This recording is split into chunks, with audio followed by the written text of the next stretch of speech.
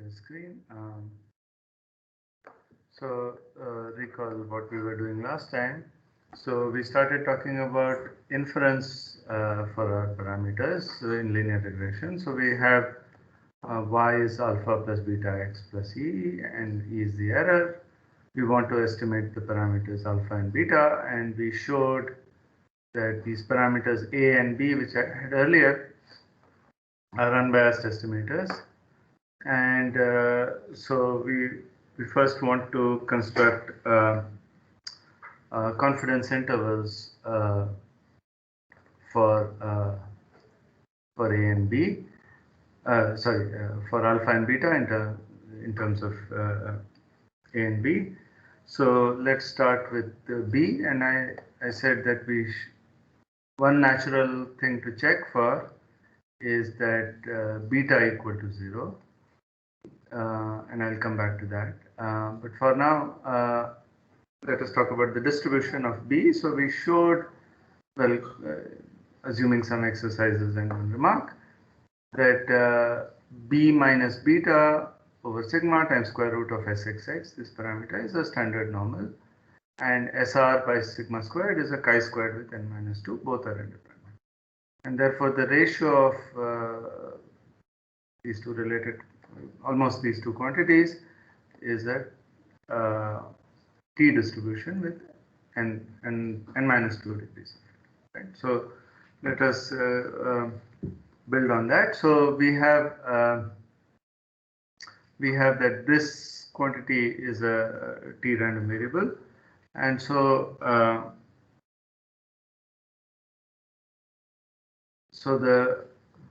therefore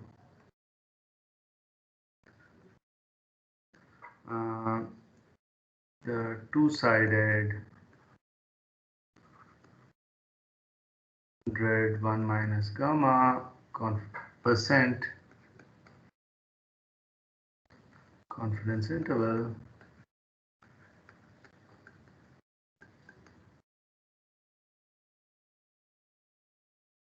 beta is what? So this is the same kind of idea. So this this quantity,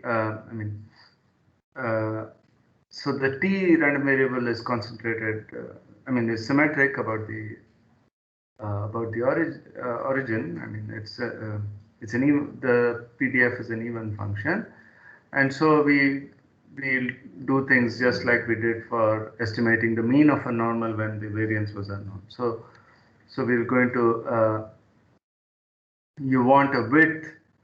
So remember stating everything again. So you want the total area here to be gamma, right? So this is not well drawn, but you get the idea. This should be symmetric. So you want that you want to choose B's. You want to choose B such that this lies between.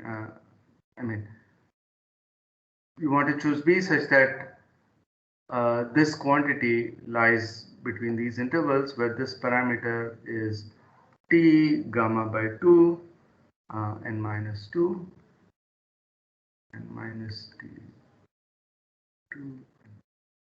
So you want this quantity to sit inside this interval, and we have done that before. So the confidence interval is given by B minus the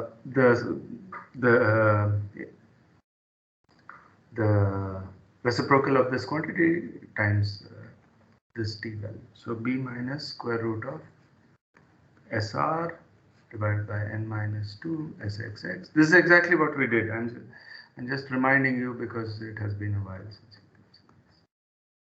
B plus square root of SR divided by n minus 2 Sxx.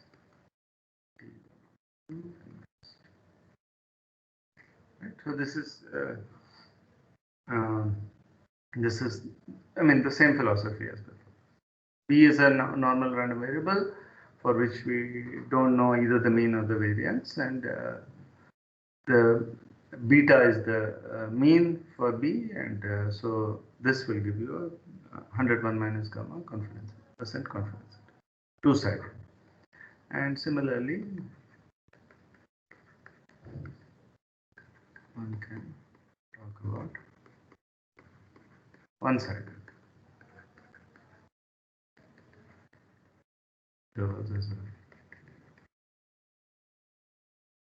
Okay. And continuing the story, we can talk about hypothesis testing. So using this hypothesis test, the test for H naught, which is beta equal to 0 versus H1, beta not equal to 0. So we motivated this last time, so I just told you. You want to check that there is no regression of y on x. I mean, this is an important example, and I mean, this is an important situation, and I'll show you an example in a minute. So,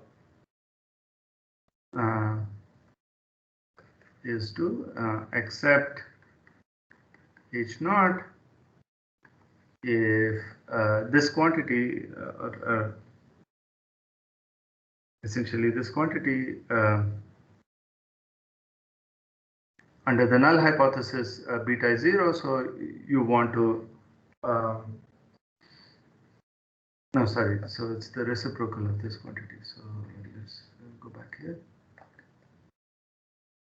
Yeah, so you want this quantity to be close to the, well, beta is 0, so you want this quantity to be close to 0, right?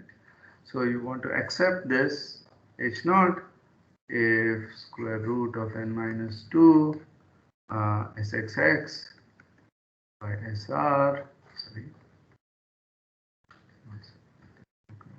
sr times mod of b is less than t gamma by 2 and reject H naught if this quantity is also here I want less than equal to greater. Right. So, I mean, the spirit of this is something we have seen multiple times. So let us do an example for this, and this is kind of a practical example. We'll do a one-sided.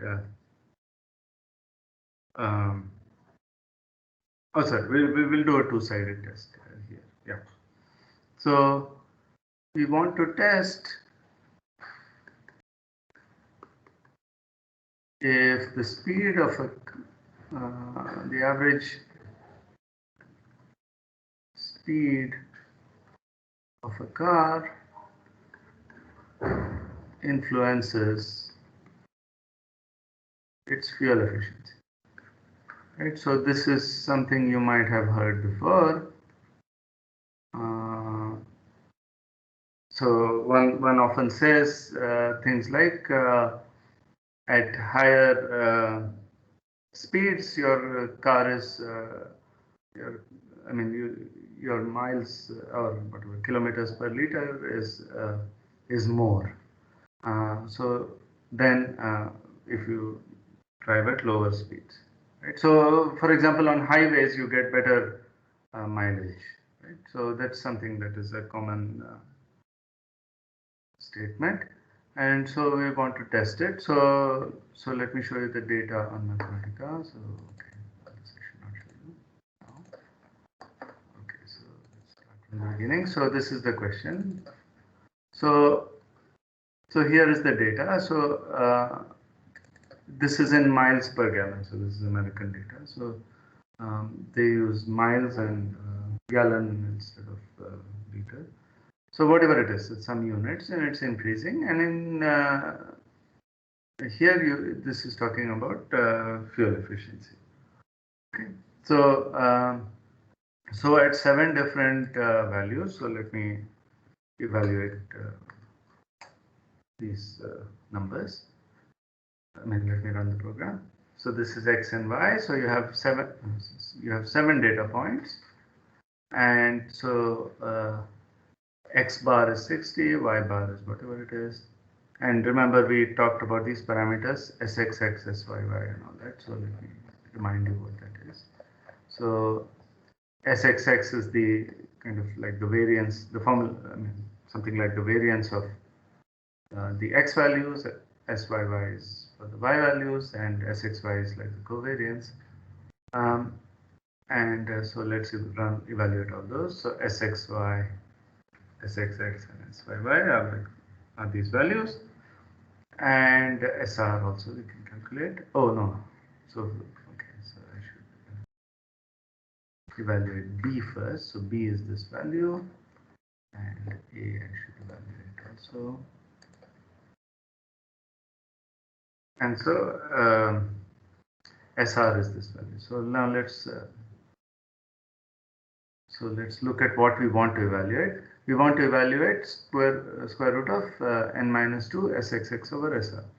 So I should say that. So H naught is beta equal to 0 versus H1 beta is not equal to 0. So this is what we want to evaluate. So we have sxx. So let me summarize. So n is 7 for us. N is 7. Sxx is 700 exactly. SR is 1.53, and B is minus 0.17. Okay, so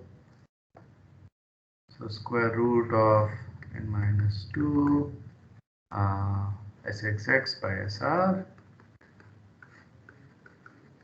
mod B is over here. So I take this quantity and I get 8.14.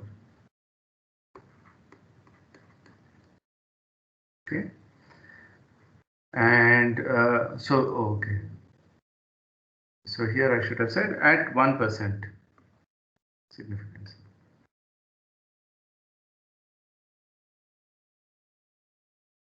Test. So 1% means we have to calculate. So T of 1%, which is 0.005, and you want to test this for n minus 2, which in this case is 7 minus 2, which is 5. So I'm calculating the inverse CDF because the T value is greater than equal to whatever. So I should take it at 0.995, which is 1 minus. So 1 minus 0.005, and this T value is 4.03, and which is so since this value 8.14 is greater than 4.03, remember that's what this says, so we have to reject.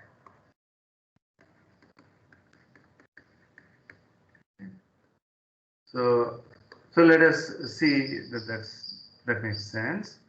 So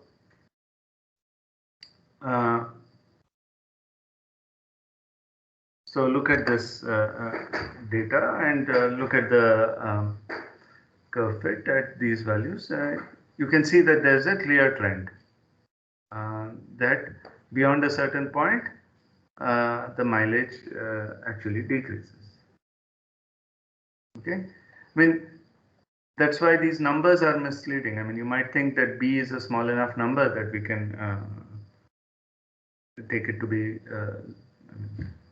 close enough to 0, but if you do the analysis, you see that you know it's a clear rejection. It's not even close.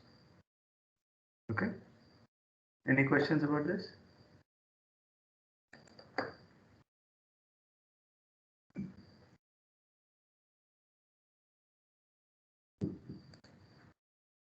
Okay.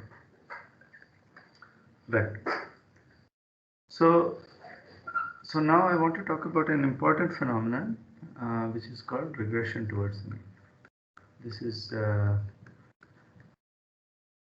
really misunderstood and important phenomenon. I'll describe this via a standard example, but this has various applications, and I'll say a little bit. So Galton, Francis Galton, whom I have mentioned before, observed, the English statistician, that extreme population characteristics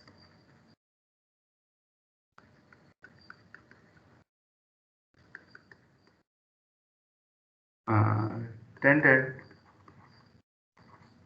to, as he said, regress towards the mean. And as I mentioned earlier, regression, is a strange name, and you might wonder where it came from. So it comes from here.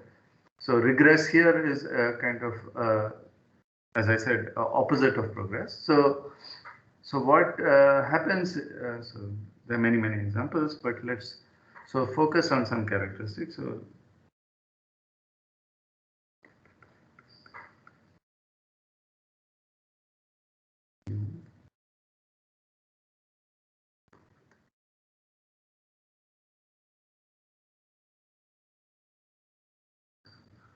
So let's say IQ. Let's say anything. I mean, any characteristic to which you can assign some numerical value. So IQ. So it so happens that once in a way there are people with exceptionally high IQs, right? Then you might tend to think that their children, their offspring, will also have high IQs. But that's not the case. I mean, there are any number of examples. I mean, look at the children of all the Nobel laureates or Fields medalists or whatever. I mean, did they also obviously get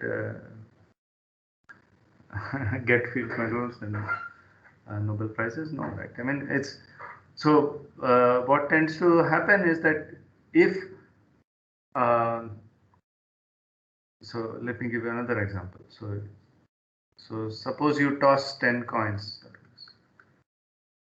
So toss 10 coins, 10 fair coin. Toss a fair coin 10 times, let's say. And suppose 9 turned heads.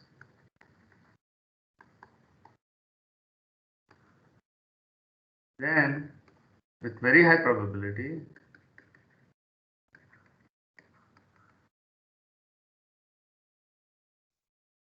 the next toss of 10, next 10 coin tosses will have lesser number of heads.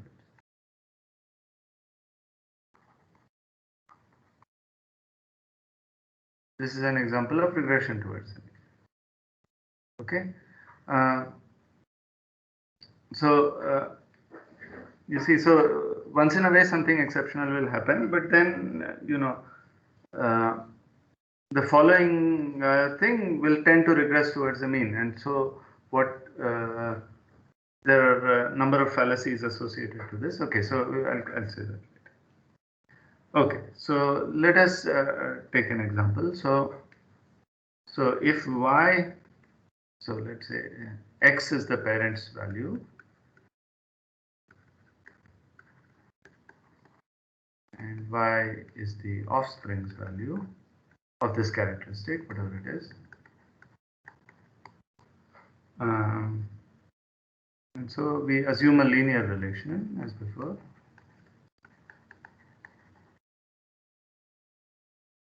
The conditional expectation, as I said, of y given x is alpha plus beta x.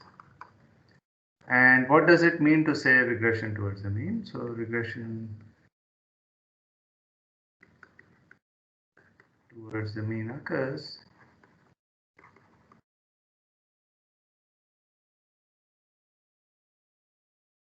when beta is less than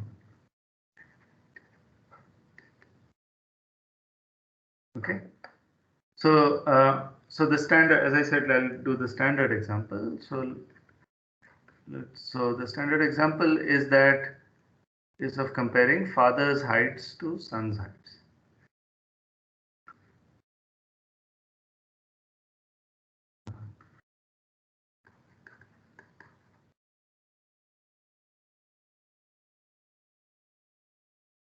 And I think this was one of the first examples.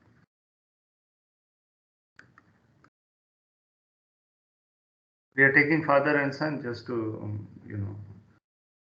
avoid the discussion of the sex of the individual. Right. So let me show you this data. So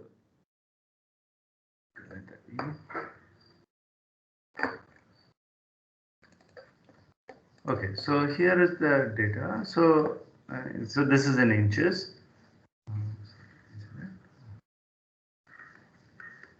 So there were 10 samples. So these are the data points. So I'm again calling it X and Y. So when so here is the data and here is the plot. Okay. So as the father's height gets higher, the son's height is also higher. Okay. But people tend to think that if you have a very tall father, I mean, if a person is very tall, then his son will also be very tall. But you see what is happening here, for example, I mean, 74 inches is clearly very tall, but the sun's height is not 74. It's not going beyond 74. So in other words, this looks linear, and we'll try and fit it now, but it's not. The slope is not greater than 1. Okay. So let us check for this. So we want to show. Okay, so let's say this way. So to show this phenomenon,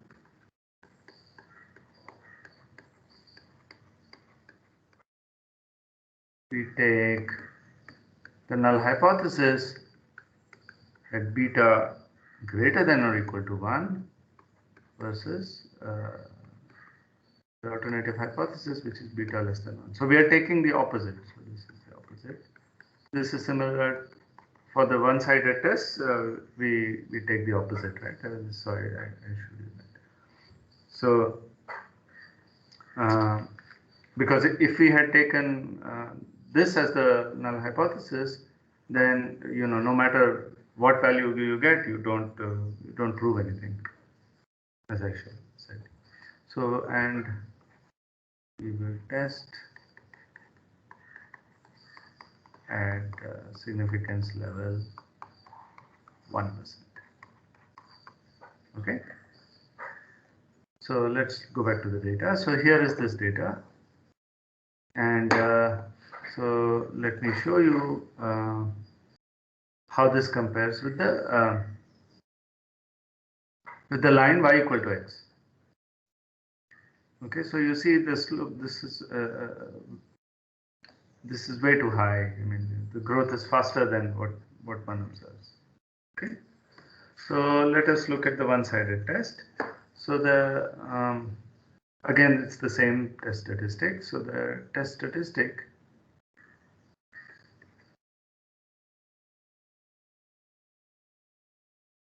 is TS, which is square root of. So here it's beta equal to 1, not 0. So you have to be a little careful, and you have to not take absolute values because this is a one-sided test. So square root of n minus 2 sx by r times b minus 1. So this is what we want to compute. right? So if you look at what we did earlier, so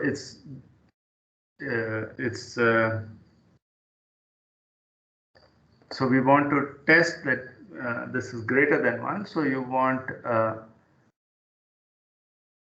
to look, I mean, you want to set this equal to gamma and look, make sure that choose this value so that this area is 1%, only one side. You want to check on the right. Okay, so this is the test statistic, and let's compute it. So let me just compute all the quantities again. So x bar, y bar, sxy, sxx, syy. From that I calculate b and a, and I also calculate sr.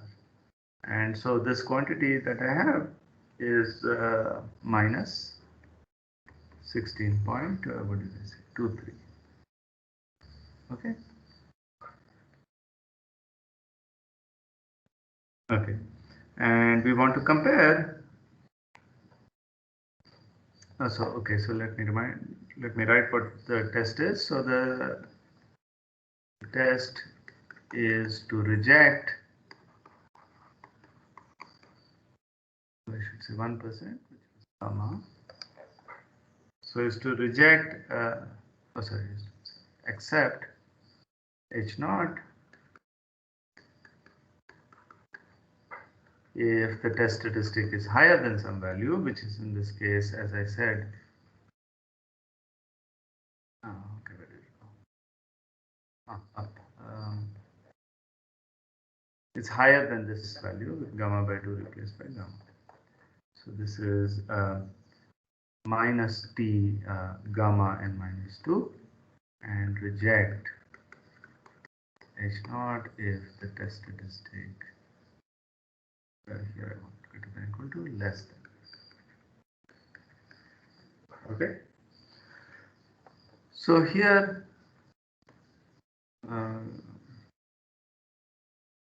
so we want to compare TS with T of gamma, which is 0.001, okay, 0.01, and n minus 2, which is 8. So 10 data points. So let's look at that. So as I said, we are looking at the inverse CDF at 1 minus gamma. So that's what we want. So this is 2 point. So minus this, which is minus 2.89.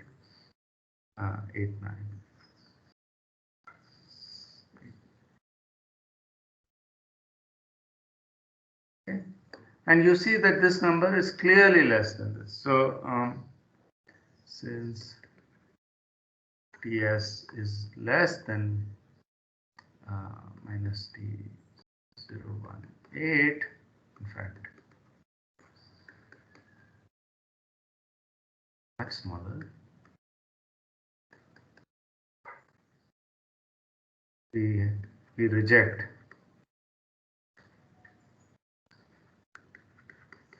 H naught. In fact, from the p-value, if we calculate the p-value,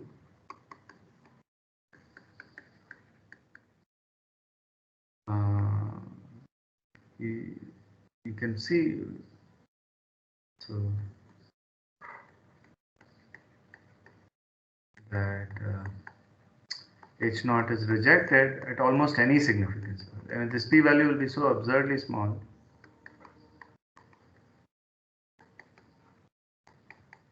And let's check. So I didn't compute this, but we can try. So CDF of the student distribution at n minus 2 and evaluated at this. This is so small, you see. So the p-value, which is around 10 to the minus 7. Okay. So beta is okay. I should have said that I could have also taken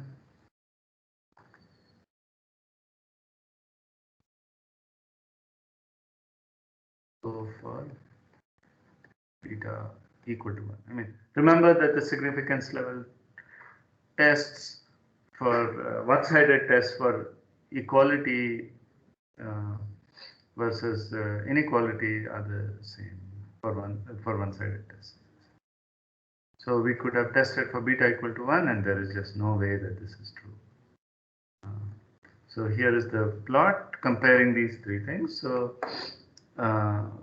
this shows you the true the least squares estimator, and this shows you the green line shows you the curve for beta equal to 1. Okay. I mean, I can change alpha, but it's not really going to make a difference. You can clearly see that it's not a good fit. Okay. Any questions? Yes, sir. From my understanding, from the graph, what I saw was that alpha. I believe that alpha has the balancing effect, which is causing the regression of the mean when beta is less than 1. Regression to the mean when beta is less than 1.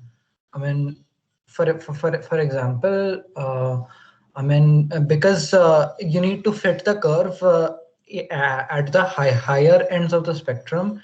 At the lower ends, and the lower ends, you need to fit at both ends. So the lower ends kind of balance it out, the alpha. What do you mean balance it out? I mean, here so it is correct that I could have plotted instead of x, I could have plotted x plus 1 or something that would shift this, but it will not really improve the fit. So regression towards this green curve is just something I have shown you for just for illustration. I mean, so I didn't do anything. I didn't do any analysis to arrive at the green curve. I mean, I should have taken x plus a, or if you like, I'll just take the same a plus x. But okay, that's not a good idea. So it's outside. But you see the point. I mean, the point is simply that that higher values of x tend to lead to lower values of y as compared to that value of x. It is still high, but this is the point that if the x value is very high, the y value is high, but still high, but it's not that high. Similarly, if the x value is low, the y value is low, but not that low. It is in both sides. It's converging, or it's getting closer to the mean, which is 67.01. So you see, both of them are approaching 67. I mean, that's kind of the point. Okay. Did I answer your question? Okay. So graphically, the reason is the more the line the slope approaches 0, the more it reaches the horizontal line that is 67 point something. Yeah, right. So the point is simply that beta is less than 1, and that is this phenomenon of regression towards the mean. So since I was going to say this, and you asked this at the right time. So this is a heavily misunderstood thing. So for example, your book has this nice example where the number of accidents in two counties in the US is compared for 2 successive years. And one sees that in many cases, so if the number of accidents in a certain year in a certain county, in the first year in a certain county was very large, it went down in the next year, and in some cases where the accidents were very low, it went up in the next year. Now you could say, and people make arguments like this. So people say things like the county must have observed, the county government must have observed that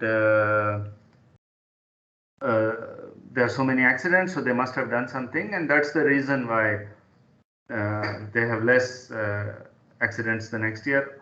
And conversely, the county which had low number of accidents must have gotten complacent and didn't do anything, and they had a higher. But this may or may not be true. But the point is that regardless of that, you will tend to see such effects.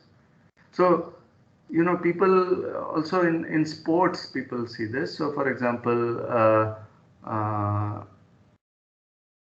sometimes, there's there's a new star, right? Let's say in cricket, there's someone who just is exceptional and he performs very, very well, and then he's inducted into the team, and then the next year he doesn't perform so well.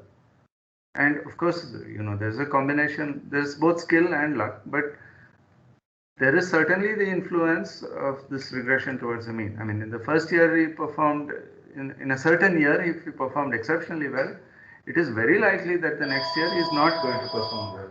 Oh, sorry. Let me note this. Okay. Right. So there is this phenomenon, and it's widely misunderstood. So in baseball, there is this phenomenon called sophomore slump, and this is people have observed this, but they sort of uh, don't understand that this is a statistical phenomenon. It's a universal thing. Uh, it's not about individual talent or any such thing. Okay. So this is called, so read about regression fallacy if you like. So reading assignment. This is called, I mean, this is so misunderstood. There's a name for this. It's called the regression fallacy.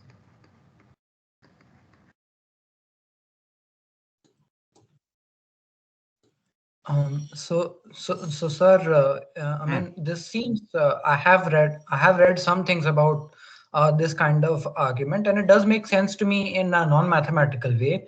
But I am not able to wrap my heads around the beta is equal to beta is less than one thing. Is it related to positive and negative feedback loops? No, this is purely a statistical phenomenon. So, I mean, that's why I gave this example of coin tosses. You toss a fair coin 10 times, and suppose 9 turned heads. Then with very high probability, next coin toss will give you less number of heads. It has nothing to do with any influence of anything. Okay, this is purely random phenomenon. I mean, just influence of randomness and nothing else. Okay, I mean, I mean, you can think of many examples. I mean, for example, suppose you could quantify beauty in some way. I mean, so then you have all these celebrity marriages between beautiful people. I mean, you would think that they are so beautiful, their children will also be will be even more beautiful. So this thing is simply not true. So I mean, I'm just saying. Okay, so I'm being a little facetious here. Uh, but this kind of thing you have observed. I mean, this is purely statistical. There is no cause effect, no nothing. Okay. Yes, sir. I do understand in that way that it is purely statistical. Like the coin toss example was very good and explanatory. But what I can't understand is non-graphically, why is the beta less than one condition important for the regression of the mean, which seems to be such a natural phenomenon? No, that's what this is saying, right? Regression towards the mean is saying that your beta is going to be closer to 1. I mean, the line is going to tend to be more horizontal than it is vertical. It's going to be more like this rather than like that. That's all regression towards the mean is saying mathematically. When we test our hypothesis, we arrive at the conclusion that beta is less than 1. Okay. So there is nothing more complicated than that. But when you add all kinds of interpretations, that's when life gets complicated. Okay, so Okay, sir. let me Thank you. move on. Uh, so, so, okay, I'm changing topic. So similarly, we can determine confidence intervals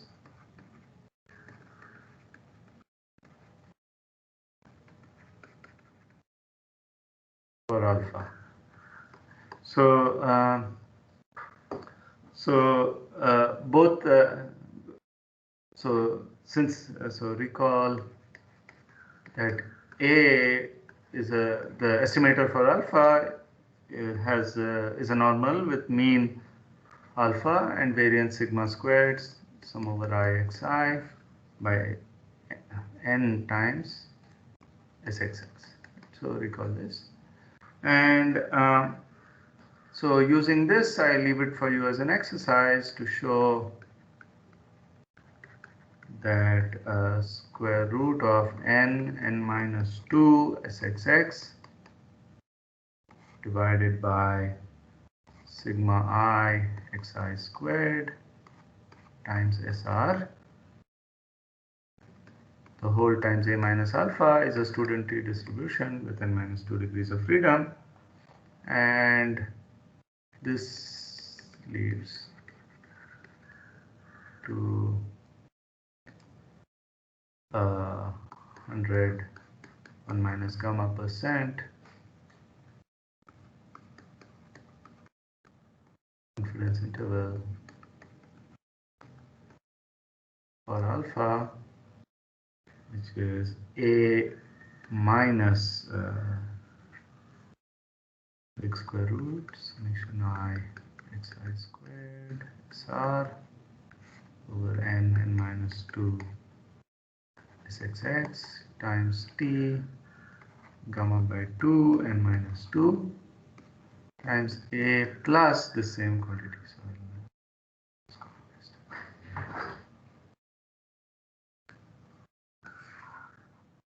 okay, I should have been a little more careful.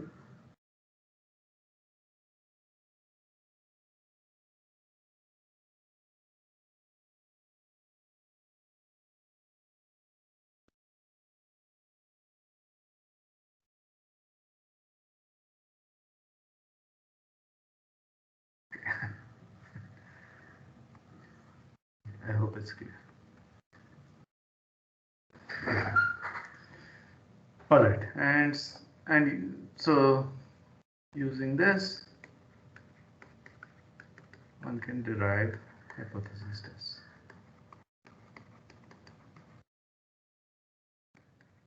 Although this is a bit less motivating for alpha, but there's no natural motivation in this case. I mean maybe in different contexts one has, but nothing kind of universal. I mean, one doesn't think that alpha should be 0 or minus 1 or some such thing. Okay. So, okay, so this I will not do. I mean, it's not so motivated. Okay. So now I want to talk about prediction. So we want to use, we often want to use the data, predict values for a new input. Right? So you have from this data, you got some answer, and you want to say check what the value is at a new input. So let xi yi as before, I going from 1 to n, be given, and we have and yi is alpha plus beta xi plus e, is a linear model.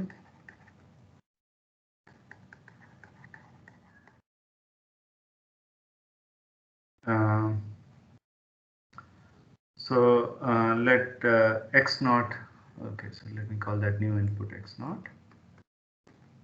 So we want to estimate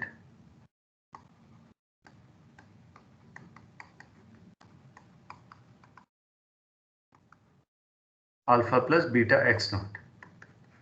Right? That's the true value, true response for this x naught input, right? And we want to estimate this in terms of some estimator. Well, what's the natural estimator? So the natural estimator for this, x naught is fixed, alpha and beta are the unknowns. For alpha, we have a natural unbiased estimator, and so do we for beta. So the natural unbiased estimator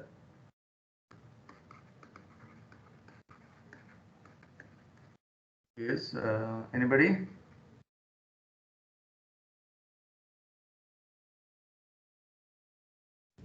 A plus bx x bar. X naught, right?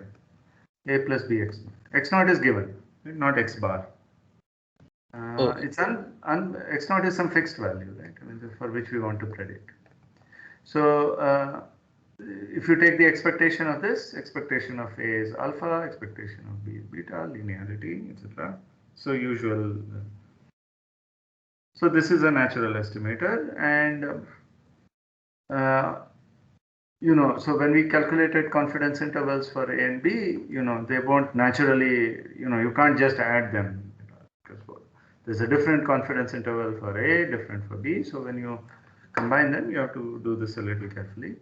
So to determine confidence interval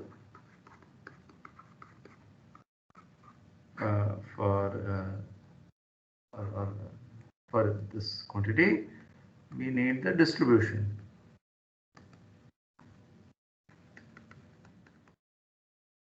A plus bx naught. Since A is a normal random variable, B is a normal, this is a linear combination of normals, so we know. And it has mean alpha plus beta x naught, that also we know. So we only have to calculate the variance. So let's calculate the variance. So recall that B I can write as summation over I xi minus x bar yi divided by sxx. So let me go back to the formula. I have it somewhere. Right. So B we had written as, so it's sxy by sxx. Sxy is this. So sxx I have left unchanged. Sxy I am writing in a new way. So here I am writing nx bar, no, I am writing ny bar as sigma I yi. Okay, so then I get this. So x bar y. Okay. And A is of course y bar minus bx. Okay, so now let's compute variance. Oh, okay, first let me write what is A plus bx naught. So A plus bx naught is, let's combine this. So y bar is 1 by n sigma I yi minus b. So I have plus bx naught minus bx bar. So I have minus bx bar minus x naught. Right? So I'm just writing it in this way. And so this is, so b also has yi, x also has yi, and the only randomness is from yi. So yi times 1 by n minus, so yi is common in both terms, right? So the first I get 1 by n, and the second case I get this business over here. So xi minus x bar times x bar minus x naught divided by sxx. Okay. So this is the quantity. The only these are all numbers. The only randomness is from yi, and yi is a, so where yi is a and normals with mean alpha plus alpha plus beta xi and variance. Right? So this is what we have said earlier. So now this is a linear combination of normals. So let's calculate the variance. So I mean it's a normal, as I said before, and so the variance of a plus bx naught is the variance of a sum of these things. These are independent. So the variance of the sum is the sum of the variance of these guys, but it's not just yi. I mean there is a multiplication factor, so we have to take that into account. So this is sum over I. 1 by n minus xi minus x bar minus x naught divided by sxx whole squared, right, times variance of yi. Yeah, please stop me if there is any confusion. So this is equal to now variance of yi. All of them have the same variance. This is that homoscedasticity assumption. So it's sigma squared outside. And now I expand, maybe I'll give myself some room. So this is 1 by sigma squared, summation over I. Okay, so I get a 1 by n squared, so a minus b whole squared, right? Plus xi minus x bar whole squared, x bar minus x naught whole squared divided by sxx whole squared, minus twice 2 by n xi minus x bar minus x naught divided by sxx. Okay, so what can you say about the last term? I mean the sum of the last term. So now I'm going to sum these three things separately. So what do I get for the sum of the last term? Anybody? 0, because Why? summation psi is equal to nx bar. Right, exactly. So these are all constants. So 2 by n sxx x bar minus x naught is constant. Sum over I xi minus x bar is 0 by definition. So this goes away. So now let's see what happens in the rest. Oh, I don't know why I wrote 1 by sigma squared. So this should have been sigma squared. So sigma squared sum over I. Okay, so let me just do it. So 1 by n squared n times will give me a 1 by n. Right? And here these two things are constants. So x bar minus x naught whole squared by sxx whole squared. And the only sum is over this, but this is exactly sxx. So this sxx cancels with one of the factors. And so I get sigma squared 1 by n plus x bar minus x naught whole squared divided by sx. This is not too bad. So therefore, a plus bx naught is a normal random variable with mean alpha plus beta x naught and variance this current quantity sigma squared 1 by n plus x bar minus x naught whole squared divided by sx. Okay. So I'll finish soon. I wanted to do an example, but we can do it next time. So as we said before, let me end with one remark. SR by sigma squared is a chi-squared random variable with n minus 2 degrees of freedom, and SR is independent of the pair AB. So it's independent of both A and B. So this means that SR is also independent of A plus BX naught. It's just linear combination. Right? In fact, it could be true of any function of A and B. This is just a linear function, so it's certainly independent. And so, because the variance is unknown, A plus BX naught minus alpha plus beta x naught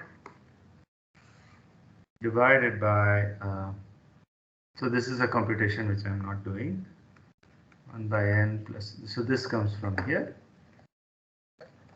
the square root of the variance over there, so x bar minus x naught whole squared by sxx times another square root which comes from the chi-squared business SR by n minus 2. Because if you remember, okay, so this is a T random variable. So if you remember, the T distribution is a normal, standard normal, which you get from this part with an extra sigma squared, divided by the chi-squared divided by the number of degrees, square root of that, square root of chi-squared by number of degrees. So that's why you get this extra. So this is a T random. Okay. So I think I should stop. Next time I will show you this father-son example. We'll construct a confidence interval for some special value. Okay, so let me stop here. Are there any questions? Okay. So see you next week.